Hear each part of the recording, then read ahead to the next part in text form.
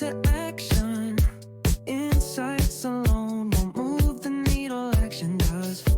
Epiphany to action is the podcast for executives, entrepreneurs, and decision makers who don't just want to think about change, but let it.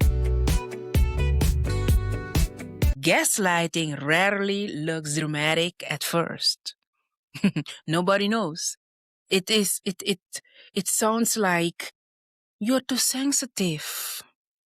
You're too sensitive today. What's happening with you? That's not what I meant. Is everything okay with you? You remember it.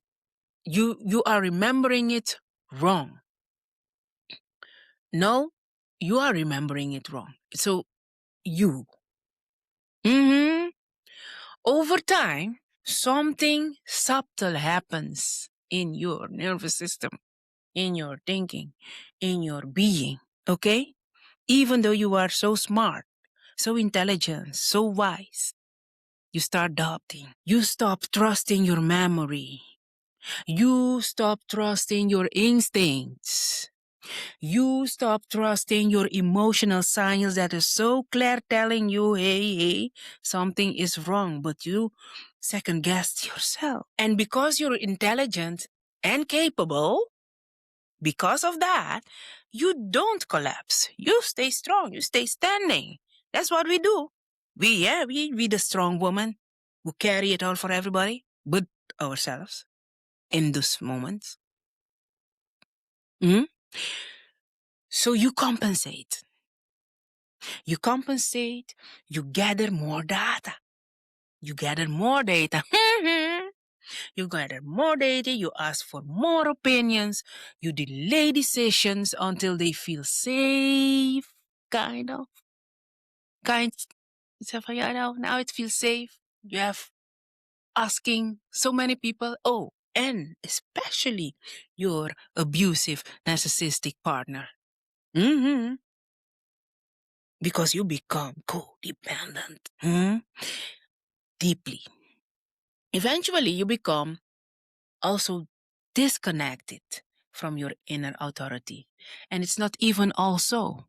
You become disconnected of your inner self, your inner power. And here's what many women don't realize. Self-trust doesn't break all at once. It takes time. It goes subtle. It goes with tiny, tiny, tiny, tiny pieces. Chup, chup, chup. Okay? You don't even realize it. And if you are in a manipulative, narcissistic, with a pathological liar, with a iman, so I mean like someone who disguise, that was Dutch in it, Dutch word in it. If you are with someone moving like that in your life, oh girl, I'm telling you, the moment come, and I know you are there, and you have been there, you realize that self-trust didn't break at once. It was into pieces. It erodes slowly when your reality is repeatedly questioned by someone you needed to believe, because that person made you believe in him or made you believe in her, if it's a colleague of whoever it is, which relationships you might be in. In leadership roles, especially for women, this erosion, this kind of loss can be devastating. On my own experience, it is devastating. It's devastating in many ways. And because outwardly you're still functioning, you're still performing, you're still giving in, you're still standing there, people can still count on you. Hey, you're still doing great for everybody else but yourself. Inwardly, you feel unsure. Nobody knows. You know. And that uncertainty becomes exhausting, very much exhausting. And what are you going to do? What are you going to do when you get there? Because now, as I know, you walked away. You packed in. You moved on.